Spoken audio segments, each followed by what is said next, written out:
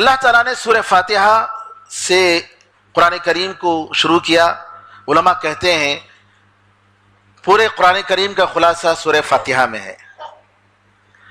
اور سب سے پہلے اللہ تعالیٰ نے سورہ فاتحہ میں اللہ کی تعریف کی. اس کے بعد ایاک نعبد و ایاک نستعین، ہم تیری ہی عبادت کرتے ہیں اور تجھی سے مدد مانگتے ہیں.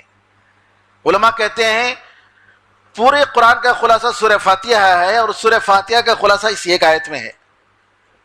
ہم تیری ہی عبادت کرتے ہیں، ہم تجھی سے مدد مانگتے ہیں. اور آپ کو معلوم ہونا چاہیے کہ اس ایک آیت کی تفسیر میں علامہ ابن قیم رحمۃ اللہ علیہ نے 3 مجلد میں کتابیں لکھی.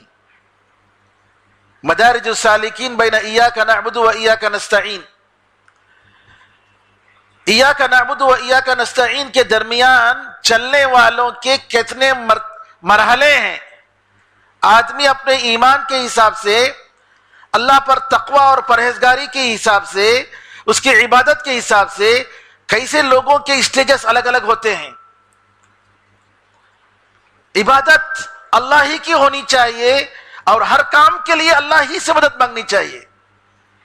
نماز پڑھنے کے لیے، روزہ رکھنے کے لیے، قرآن کریم کی تلاوت کے لیے، دنیا کے کاموں کے لیے، آخرت کے کاموں کے لیے اللہ کی مدد چاہیے.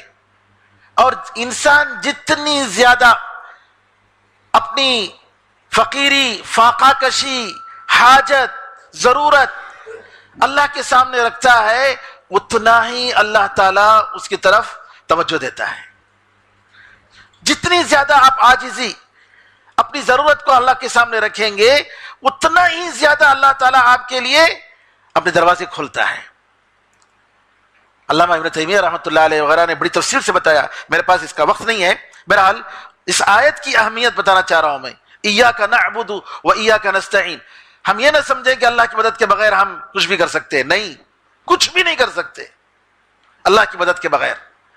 اس لیے ہر کام کے لیے اللہ تعالیٰ سے مدد مانگنے کا حکم دیا گیا ہے. ہر کام کے لیے، گھر کا کام ہو، دنیا کا کام ہو، آخرت کا کام ہو، علم کا کام ہو جی، اور اسی طریقے سے تعلیم کا، کچھ بھی، ہر کام کے لیے اللہ تعالیٰ سے مدد مانگنے کی ضرورت ہے. تیسری چیز ہدایت، کہ اللہ تعالیٰ نے ہدایت کی حقیقت بتائی اور لوگوں کو کس طریقے سے، کچھ لوگ اللہ کے راستے پر، ہدایت کے راستے پر ہیں جن کا اللہ کا انعام ہوا، اور کچھ وہ ہیں جو ضلالت و گمراہی میں ہیں، علم کے بغیر اللہ کی عبادت کر رہے ہیں. اور کچھ وہ ہیں جو جانتے ہوئے بھی اللہ کی عبادت نہیں کرتے ہیں. سب کچھ معلوم ہے، حلال کیا ہے، حرام کیا ہے معلوم ہے، حق کیا ہے معلوم ہے، لیکن اس کے باوجود باطل پر ہیں. وہ یوں ہیں جن پر اللہ کا غصہ ہوا. یہاں اس کے بعد سورہ فاتحہ، اور اس سے پہلے سورہ فاتحہ میں آخری میں ایک چیز، سورہ فاتحہ ہم روزانہ 17 مرتبہ پڑھتے ہیں ہماری نمازوں میں، فرض نمازوں میں کم از کم 17 مرتبہ.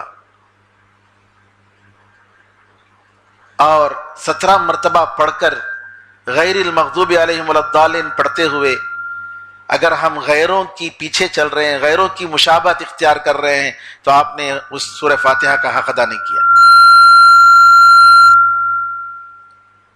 آج امریکہ اور یورپ کے پیچھے چلنے میں، ان کے اسٹائل اور ان کے ماڈل اپنانے میں ہماری ترقی نہیں ہے.